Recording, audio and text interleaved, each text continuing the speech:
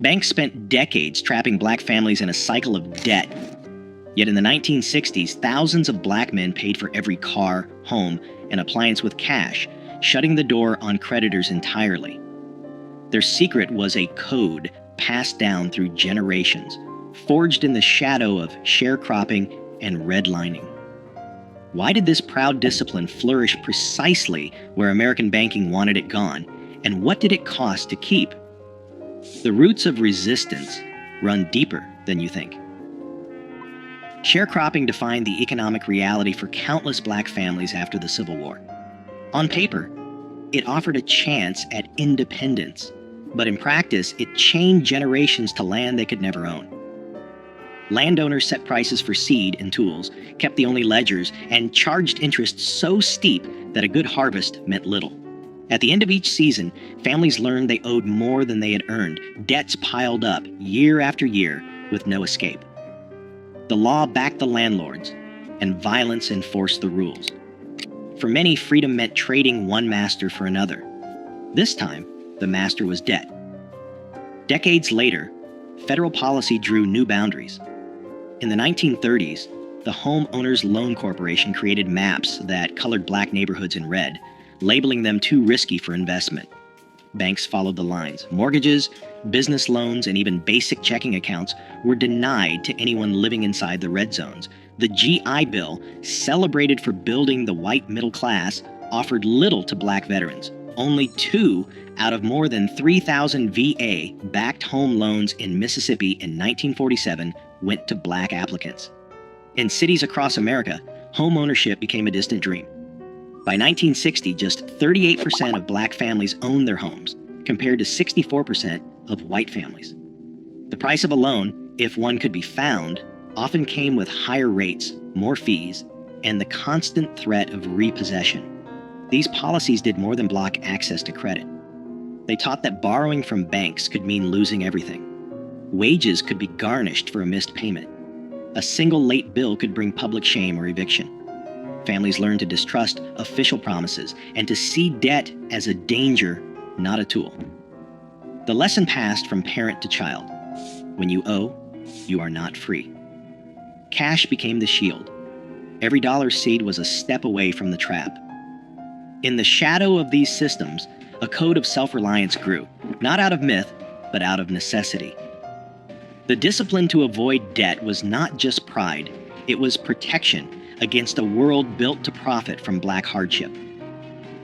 A father stands at the counter, bills stacked in his hand, eyes steady as the salesman counts every dollar. No loan paperwork, no interest rates, just the slow, deliberate handoff of hard-earned cash. In kitchens across the country, this scene played out for refrigerators, washing machines, even used cars, anything big enough to threaten the family's security if it came with a monthly bill.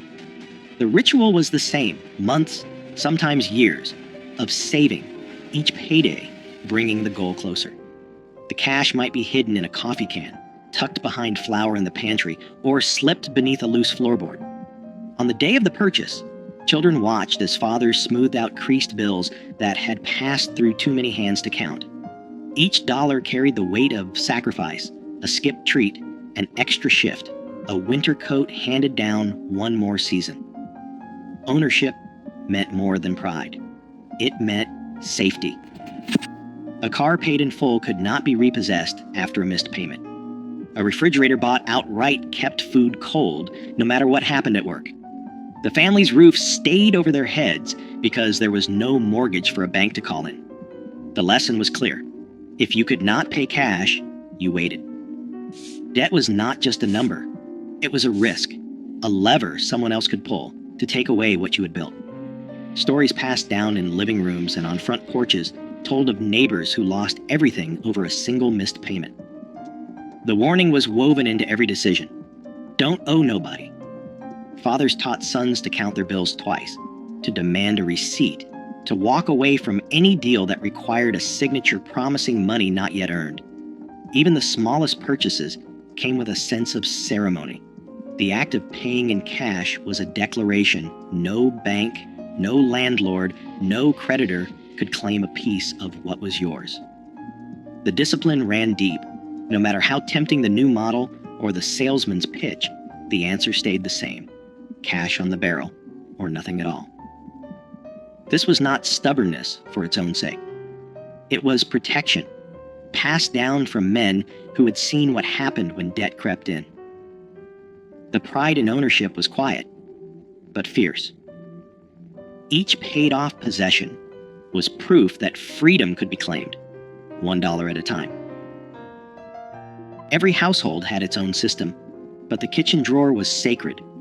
Inside, envelopes lined up like soldiers, each one marked in careful handwriting: rent, groceries, light bill, church, a little for savings.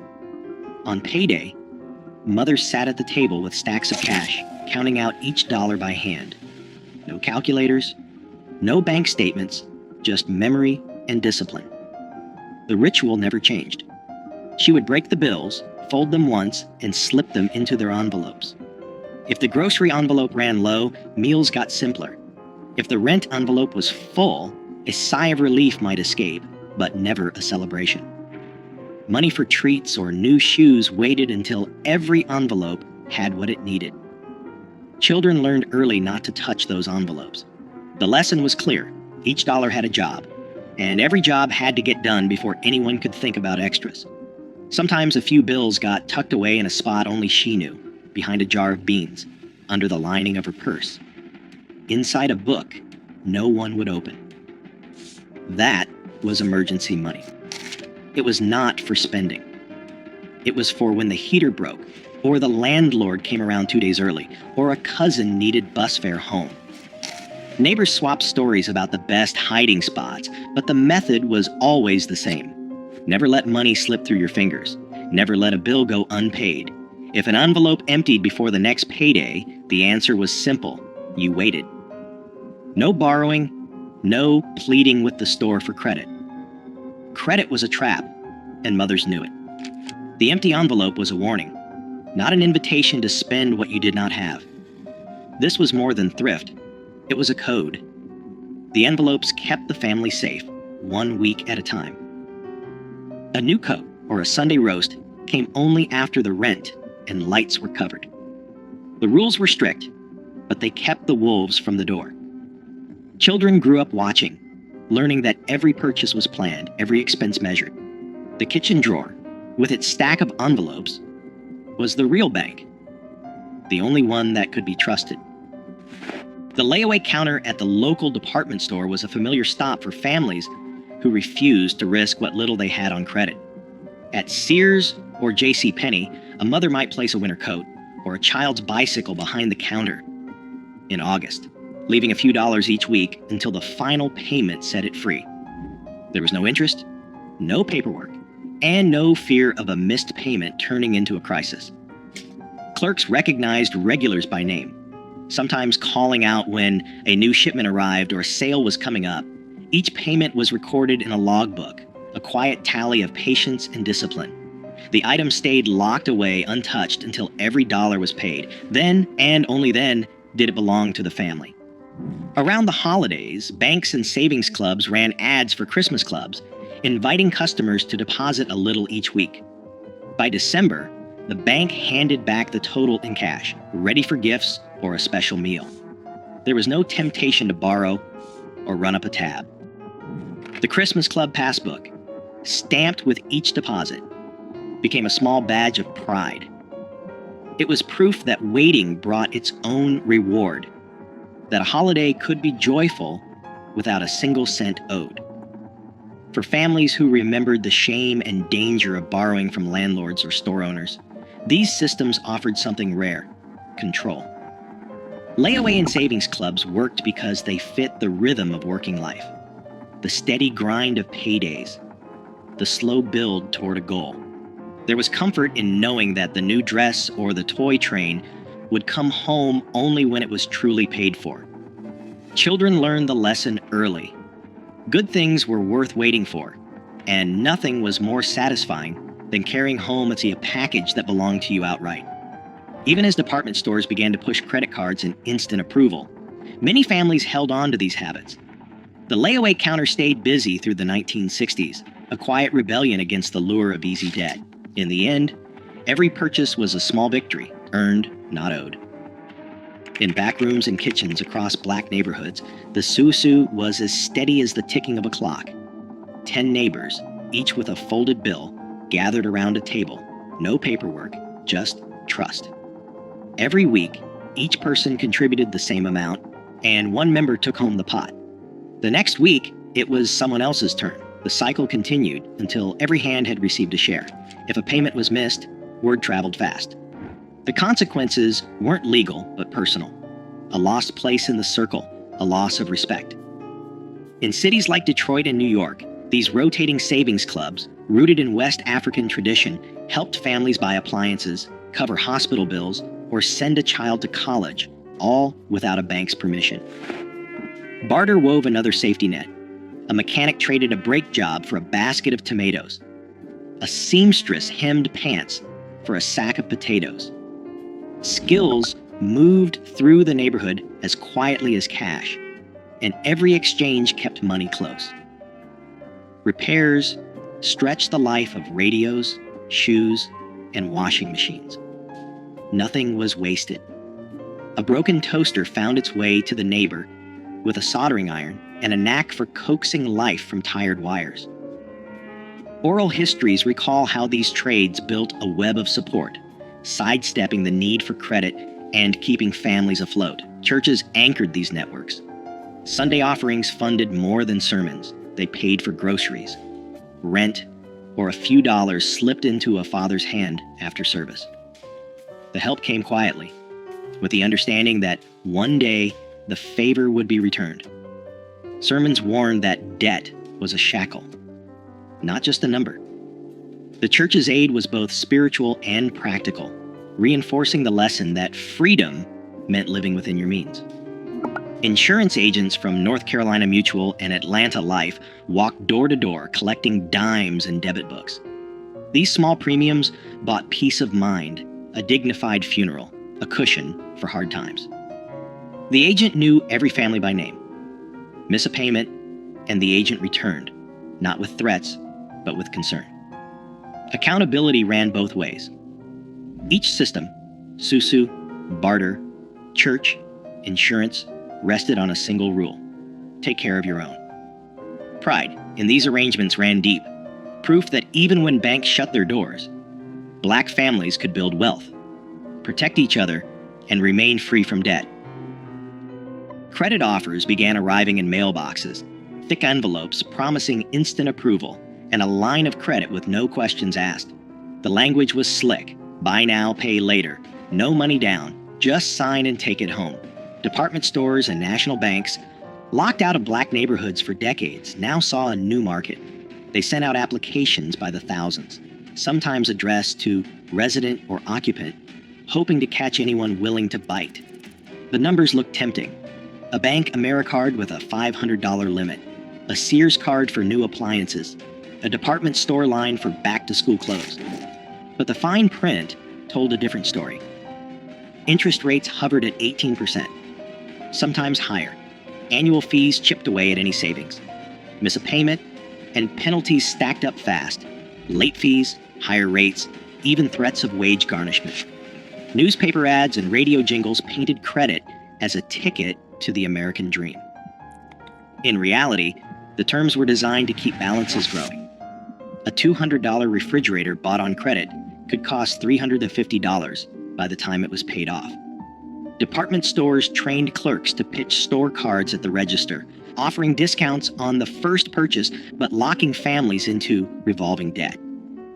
Some banks used out-of-state charters to sidestep local usury laws, importing higher Nebraska or South Dakota rates into cities like Detroit and Chicago. Letters arrived every week, each one promising a better life, each one a trap disguised as opportunity. The pressure was relentless. For families who had learned to save every dollar, the flood of offers felt like an attack on their discipline. The old code, wait, save, own, met a new world where patience was out of style and debt was sold as freedom. The first cracks appeared when neighbors started showing off new furniture or cars bought on credit, the price hidden behind a monthly bill. Banks called it progress. For many, it was the beginning of a new kind of risk. The old rules began to slip away in the late 1960s. Factories that once offered steady paychecks shuttered their doors, leaving entire neighborhoods without work. In Detroit, Chicago, Newark, and Watts, unrest swept through the streets. Businesses boarded up windows or left town altogether, taking jobs and stability with them. The corner stores that once offered layaway stopped offering the service, shifting to cash or credit-only policies as insurance costs soared and profit margins shrank. Families who had always relied on cash found their budgets stretched thin by rising prices and shrinking incomes. Savings, hidden in coffee cans and envelopes, vanished quickly when paychecks stopped coming. The Susu circles, once tight and reliable, struggled as members lost jobs or moved away. Even the church, a last line of defense, faced dwindling offerings as more families needed help than could give. The safety nets that had protected generations began to fray. Some men took on odd jobs or hustled for cash, but the steady grind that had made saving possible was gone. The discipline that had kept debt at bay became harder to sustain when every dollar was needed just to get by. Temptation grew as neighbors, desperate to replace what was lost, began to accept the credit cards and easy loans that filled mailboxes.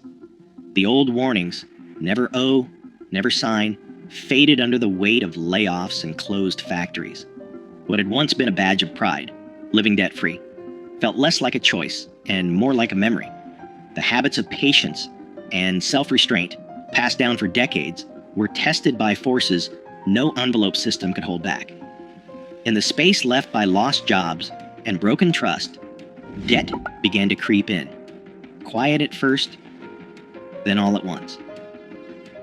Today, consumer debt in Black communities stands at record highs, while payday lenders crowd out old systems of mutual aid.